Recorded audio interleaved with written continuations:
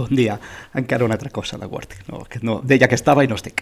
Vam fer un vídeo de com fer macros i associar-les a adreceres de teclat. Vale? Per exemple, apretant Ctrl+H vam crear una macro que deia hola o alguna cosa així. Ara anem a fer una macro, associar-la en un botó, vale? Per no tenir que recordar l'adreça, sinó tenir un botonet a la barra de dalt. Aviam.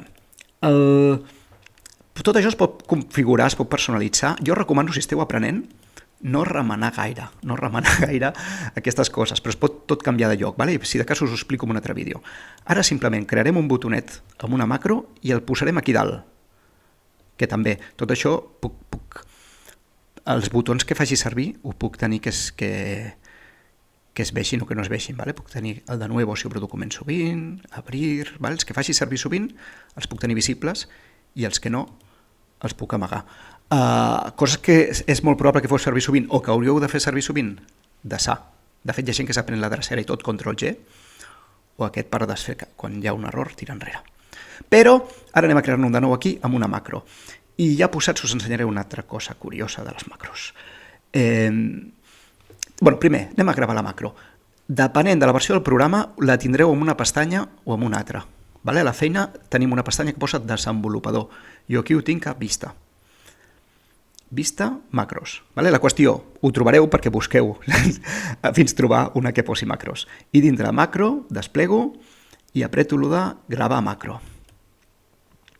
Li poso un nom, ara li posaré nom patata. I en aquesta li assignaré un botó. I tinc un altre vídeo del teclat, si no l'heu vist potser val la pena que mireu primer el vídeo de com fer macros amb adreceres de teclat, perquè en aquell crec que explico la introducció de què és una macro, etc. Ara he apretat botó i en lloc de preguntar-me quina adrecera de teclat em diu, el botó em proposa aquest botó i el posarem aquí amb la barra de dalt. Llavors, selecciono aquí i apreto agregar. I ja està, d'aquí ha anat cap aquí. Podria fer quitar i el torno enrere, però no, faig clic, agregar. I un cop està així, li dono a acceptar, ja m'ha aparegut el botó, però falta gravar la macro. Veieu que el cursor m'ha canviat i que tinc com una casset? Ara m'està gravant la macro. Doncs apreto espai, apreto, per exemple, fer la lletra més gran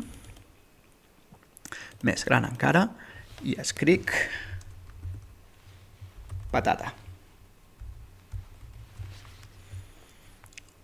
Vaig aturar la gravació, macro, detener grabació.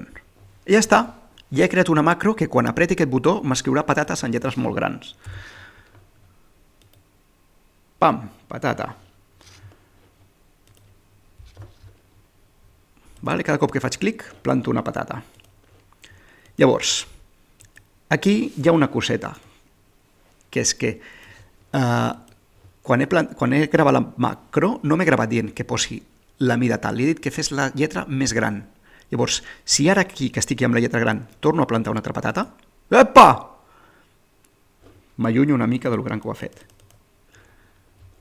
Torno. Què està passant? Està passant que a la gravació de la macro, he fet zoom, simplement, a la gravació de la macro m'he gravat apretant aquest botó. O sigui, aneu en compte quan modifiqueu formats. Si el que voleu és que us faci la lletra d'una mida concreta, apreteu aquí i escriviu la mida concreta. Si apreteu això, tot el que apreteu serà el que farà després cada cop que executeu la macro. Jo ara ho he fet expressament, a vegades em despisto, però que l'he fet expressament per ensenyar-vos-ho. Si remeneu el format des d'aquí, ell el que memoritza és tants clics aquí o tants clics aquí. Llavors, cada cop que escrivim patata ara, m'ho fa amb la lletra més grossa. Però això era una curiositat, ja que estàvem, fer aquest incís de quan feu formats en macros.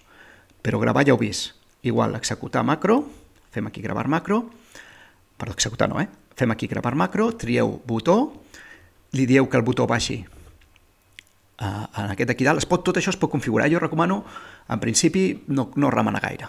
Ara simplement tenim aquest botó i quan vulguem executar, patata.